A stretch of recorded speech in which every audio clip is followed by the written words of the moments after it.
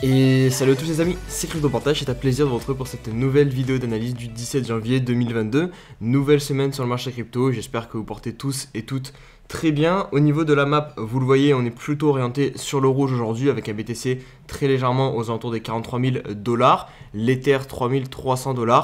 Et pour le reste des altcoins, c'est assez mitigé, mais ça tend quand même beaucoup plus vers le rouge. On a d'autres qui corrigent pas mal, à moins 5%, 26 $. ICP aussi pas mal, moins 6%, KSM pareil, moins 6% à peu près. Le Dogecoin qui corrige aussi. Et on voit bien que le pump initié par Elon Musk n'a pas duré très longtemps. Il a de moins en moins d'emprise, j'ai l'impression, sur le Doge et sur les cryptos qu'il veut faire pump.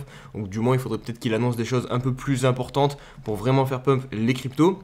On a quand même quelques cryptos dans le vert, notamment ADA Cardano que je vais analyser en deuxième partie de vidéo avec quelques autres cryptos que je vous laisserai découvrir au long de la vidéo. On a Axie aussi dans le vert et je terminerai par FTM plus 5%. N'oubliez pas de mettre un petit pouce bleu à la vidéo et vous abonner si ce n'est pas déjà fait pour aider à faire grossir la communauté et me rejoindre sur tous mes réseaux sociaux qui sont en barre de description. On part tout de suite pour les news. Allez, on débute en faisant un petit point sur le Fear and Greed et vous pouvez le constater à l'écran, nous sommes toujours dans l'extreme peur, donc niveau 22 avec un BTC donc aux alentours des 43 000 $.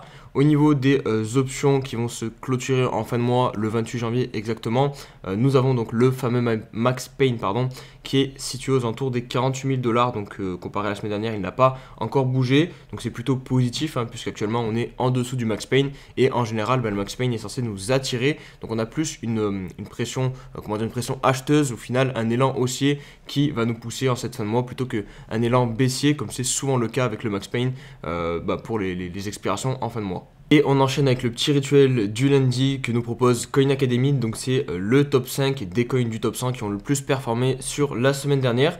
Et le grand vainqueur de cette semaine, c'est donc le token Rose. Je sais qu'il y a pas mal d'entre vous qui en ont en portefeuille, donc ça me fait extrêmement plaisir. Plus 60% pour ce token. On a derrière le Secret le SCRT, donc de Secret Network, une crypto qui est dans l'écosystème Cosmos que j'ai pas mal en portefeuille personnellement, que je vous avais partagé aussi rapidement dans le Road to 10K. Je ne l'ai pas intégré au portefeuille, mais je l'avais mis dans les cryptos à surveiller et je suis plutôt content aussi de sa performance, plus 50%. On a NIR aussi qui continue à bien performer, plus 43%, FTM plus 32% et un petit réveil du côté de chez FTT plus 25%. Laetitia Bon sur Twitter qui met en avant la corrélation entre le Bitcoin et l'indice du dollar. Comme vous pouvez le constater, en fait, à chaque fois qu'on a eu un bull run sur le BTC, notamment celui en 2017, qui a été assez puissant, on a eu une grosse correction sur l'indice du dollar. Pareil, regardez en 2021, on monte et hop, sur le dollar, on descend. Et ça marche du coup aussi à l'inverse, quand le dollar en général reprend de la force, comme ce qui s'est passé du coup fin avril et début mai 2021, le dollar a repris de la force, ou du moins s'est retourné, et on a eu le BTC qui a rangé ou qui a corrigé un petit peu. Alors après, maintenant, voilà, je ne veux pas tirer directement des plans sur la comète, parce que en général, je sais pas, il faut quand même un peu plus d'historique pour vraiment dire qu'il y a une corrélation, parce qu'au final, là, on a quoi? On a juste deux exemples où le dollar baisse et le Bitcoin monte vraiment. Il faudrait quand même un petit peu plus d'historique, je pense, pour vraiment pouvoir prendre ça en compte. Mais voilà, c'est quand même un fait, je pense, à noter et à surveiller un petit peu, puisque on va pas se mentir, voilà, on voit quand même qu'à chaque fois que le dollar baisse, on a d'une facilité pour le BTC à monter. Si on fait rapidement une petite analyse technique sur le dollar pour voir s'il nous prévoit une petite baisse qui du coup pourrait ensuite nous permettre d'avoir un petit run haussier sur le BTC, qu'est-ce qu'on peut constater? Donc là je suis sur le mensuel, donc ça c'est le W de retournement dont je vous ai parlé tout à l'heure là sur le graphique sur Twitter qui nous a pas permis du coup au BTC de monter, mais qui a entraîné le BTC depuis mai dans une phase un petit peu corrective ou du moins de range. On a eu donc ce run derrière du dollar et là regardez, on vient chercher, c'est vraiment chirurgical, puisqu'on a vraiment des touchettes à chaque fois très propres, 1, 2, 3, ici on casse la trend, et hop, là on viendrait donc valider la cassure de la trend haussière, donc ça nous sert de résistance. Maintenant, attention, parce qu'il y a un autre signal aussi qui peut être, lui, au contraire, plutôt haussier, c'est la récupération des moyens immobiles. Vous voyez, on est posé pile dessus actuellement, donc après ça peut être évidemment un fake out, peut-être qu'on peut faire comme ça, hop, et réintégrer dessous, mais ça, il faut le prendre en compte, c'est quand même un élément plus positif. Si on va sur les time frames un peu plus petites, notamment sur le daily, on peut constater un retournement de tendance. Voilà, on était bien sur une tendance haussière. Et là, hop, pareil, on semble faire un petit top, double top. Regardez, hop, ici, un point haut, moins haut que le précédent. Et on vient casser le point bas, ici significatif du niveau 95. Donc on rentre plutôt dans une phase corrective au niveau du daily. Les moyennes mobiles vont se croiser à la baisse. Donc on a quand même plus, en fait on n'est pas dans un dollar qui était vraiment hyper haussier, comme quand il avait validé en fait cette structure de retournement. Ici, quand il avait cassé la ligne de coup, là pour le coup on avait vraiment le signal haussier d'un dollar. Et là au niveau du court terme en tout cas, on a plus la chance de voir un dollar un petit peu plus baissier. Donc ça peut potentiellement laisser un peu plus le Bitcoin devenir un peu plus haussier. On y reviendra tout à l'heure, mais la clôture weekly du BTC s'est fait sous un niveau extrêmement important.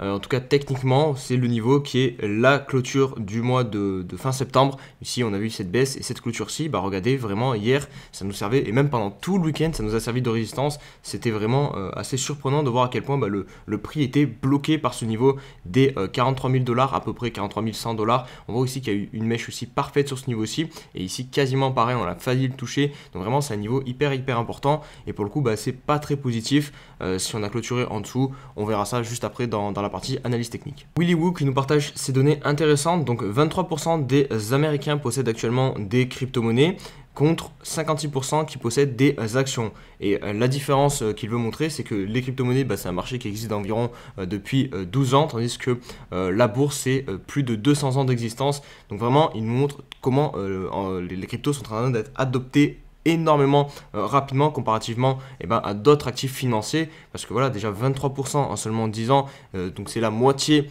quasiment des personnes qui détiennent des actions, 56%. Donc vraiment on est sur une phase parabolique, j'ai envie de dire presque exponentielle, vraiment très rapide d'adoption pour les crypto-monnaies. Laetitia Bon, encore elle, qui nous prévient que sur les marchés US aujourd'hui ça sera fermé, parce que tout simplement c'est un jour férié, c'est le Martin Luther King Day. Donc c'est une information à prendre en compte, que les professionnels des marchés reviendront donc demain. Donc c'est un lundi un petit peu spécial, puisque il n'y a pas vraiment les pros avec nous. Le maire de Rio de Janeiro, donc au Brésil, Eduardo Paes, qui envisage d'investir 1% du budget de trésor public en crypto-monnaie, donc en Bitcoin plus précisément. Elle pourrait même, la ville, donc accorder des réductions pour les impôts payés en BTC. Donc ça c'est évidemment extrêmement bullish pour le BTC, ça fait encore plus d'adoption. Alors vous allez me dire 1%, bon, c'est pas non plus incroyable, mais je pense que ça doit représenter quand même une somme assez importante, vu que c'est quand même une grosse ville, Rio de Janeiro. Donc forcément c'est quelque chose de plutôt positif d'avoir encore une fois un pays finalement d'Amérique du Sud, parce qu'il y a quand même beaucoup de pays d'Amérique du Sud qui sont en train d'adopter les crypto-monnaies. Et voilà, je pense pas dire de bêtises, mais ces pays sont quand même enclins à pas mal d'inflation de leur monnaie locale contre le dollar. Donc c'est plutôt quelque chose de normal, et qui du coup pour se sortir de ce problème-là envisage peut-être justement de passer sur des crypto-monnaies pour défendre leur pouvoir d'achat. Allez, on se retrouve pour l'analyse du BTC, et on va commencer bien sûr par le weekly comme chaque lundi, puisqu'on a la clôture de la semaine précédente qui est effective.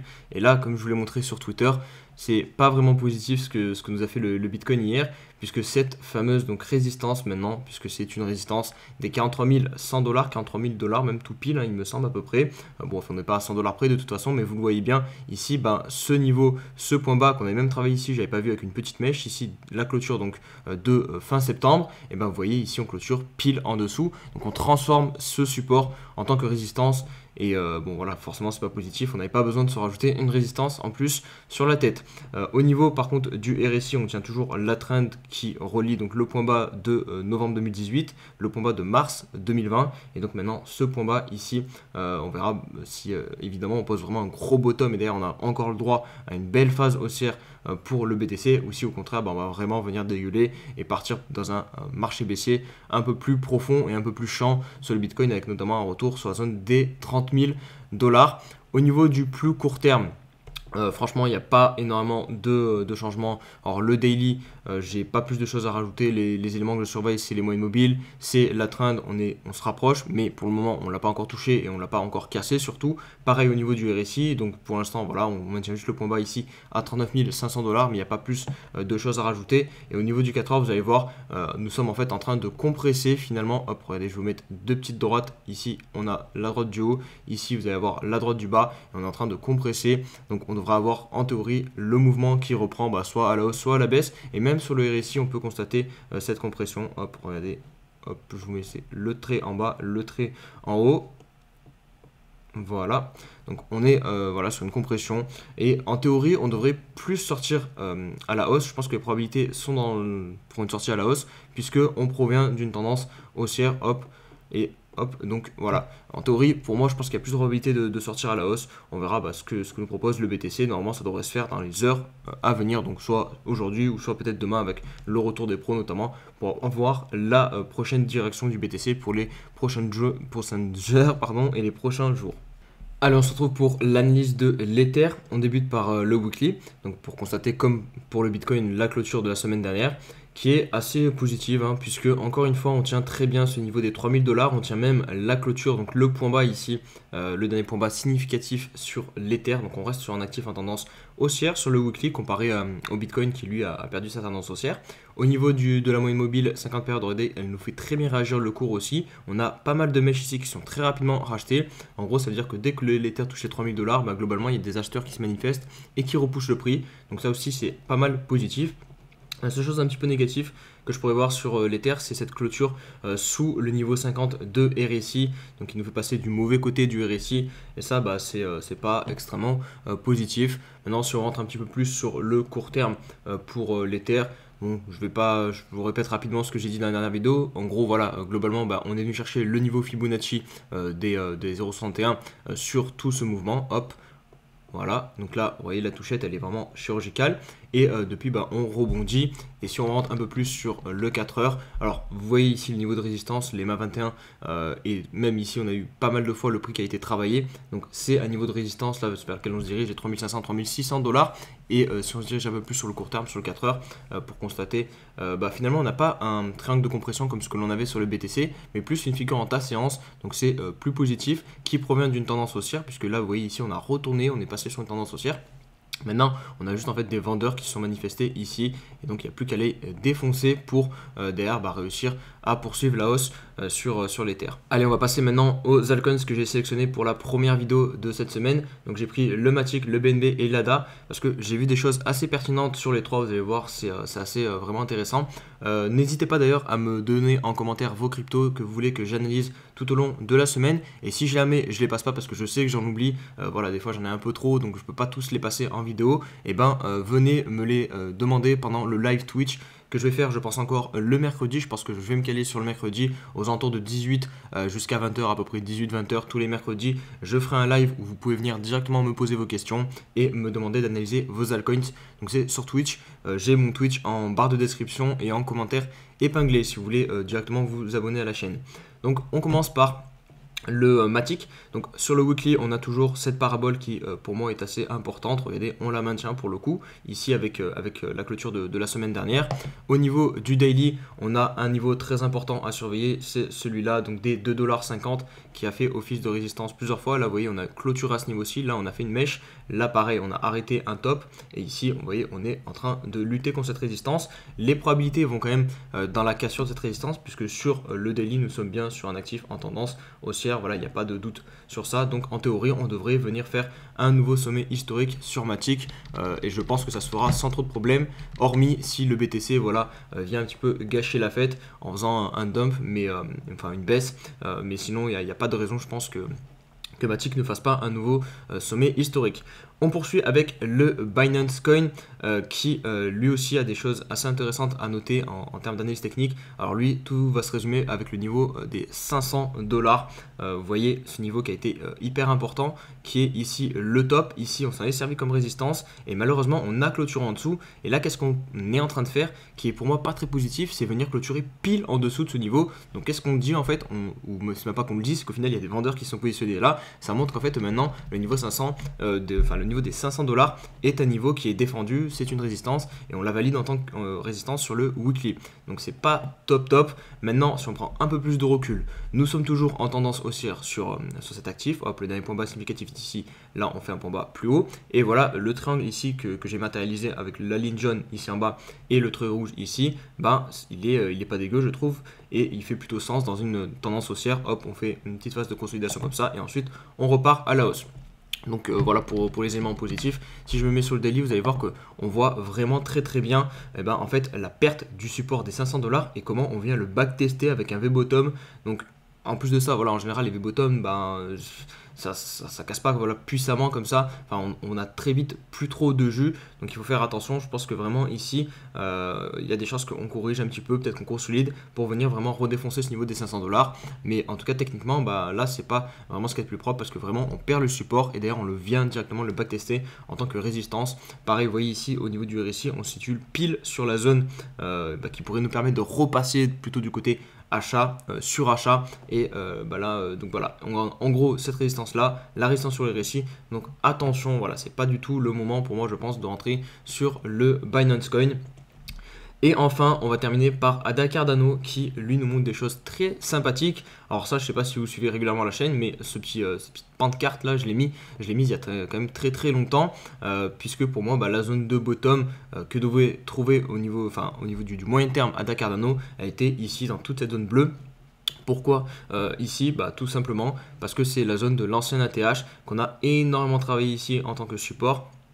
Et pareil, du coup, là, vous voyez, elle fait encore une fois réagir le cours. Donc vraiment, ici, c'est la grosse zone. Il ne faut pas passer en dessous pour Ada Cardano parce que vous voyez ici comment on est monté vite. Et pareil, ici, on n'a rien travaillé. Donc je pense qu'on pourrait vraiment se casser vraiment beaucoup plus la gueule si on venait à perdre la zone des 1 $. Donc c'est pour ça que c'était une très belle localisation pour venir faire un bottom sur Cardano. Et c'est typiquement ce qu'il est en train de nous faire là sur le weekly. Magnifique W. Et là, vous voyez, hop, on arrive pile sur la ligne de coup, donc des 1,50 $. Donc c'est cette semaine, ou peut-être qu'il va consolider un petit peu en dessous avant de casser. Mais en tout cas, on devrait avoir très probablement bientôt la réponse, voir si oui ou non il pète donc cette figure de retournement de tendance. Et voilà, si je vous mets rapidement l'objectif, hop, à la louche, vous allez voir, ça va être un retour sur cette zone ici, le gros support des 1,90 $ pour l'ADA Cardano. Et on se retrouve pour la question de l'abonné. Aujourd'hui, une question de Mélanie.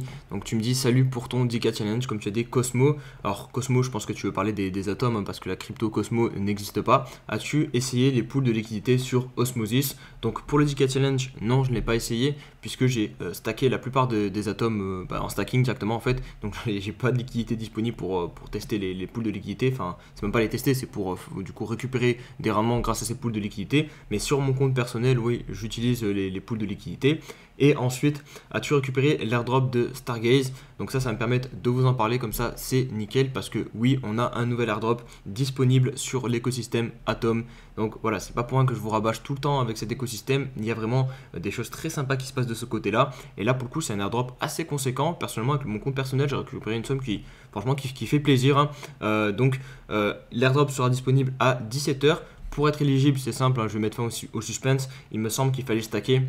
Donc c'est toujours la même méthode, vous stackez soit des Atom, soit des Osmo, ou soit vous êtes dans les pools de liquidité Atom, Osmo, et en général vous êtes éligible à l'airdrop. Et l'airdrop du coup il a le snapshot, donc c'était en octobre il me semble. Donc voilà, si vous avez mis en stacking vos atomes le mois dernier ou il y a une semaine, malheureusement vous n'êtes pas éligible. Mais si c'est le cas, n'hésitez pas directement à aller sur leur Twitter pour avoir le lien et pour voir directement si vous êtes éligible ou non à l'airdrop. Mais le token a pris quand même pas mal de valeur. Regardez, il valait 0.064 à son listing et là il vaut 0.6, donc 1 x 10 déjà sur le token. Je pense que avec l'airdrop, évidemment, les gens vont dump un petit peu leur crypto-monnaie, donc ça va faire baisser le cours. Mais en tout cas, c'est une belle progression et c'est un très beau projet. En fait, c'est une marketplace NFT, c'est la toute première sur le Cosmos Hub. Donc forcément, il y a pas mal d'engouement autour de ce projet et c'est pour ça que je pense que son prix c'est aussi bien apprécié. Voilà les amis, donc pour la vidéo du jour, la première de cette semaine. J'espère qu'elle vous a plu. Si c'est le cas, vraiment n'hésitez pas à mettre le petit pouce bleu, à vous abonner aussi, essayer de faire péter la barre des abonnements YouTube et de mes différents réseaux sociaux. Et nous, on va se dire à demain pour une nouvelle vidéo. Allez, ciao ciao.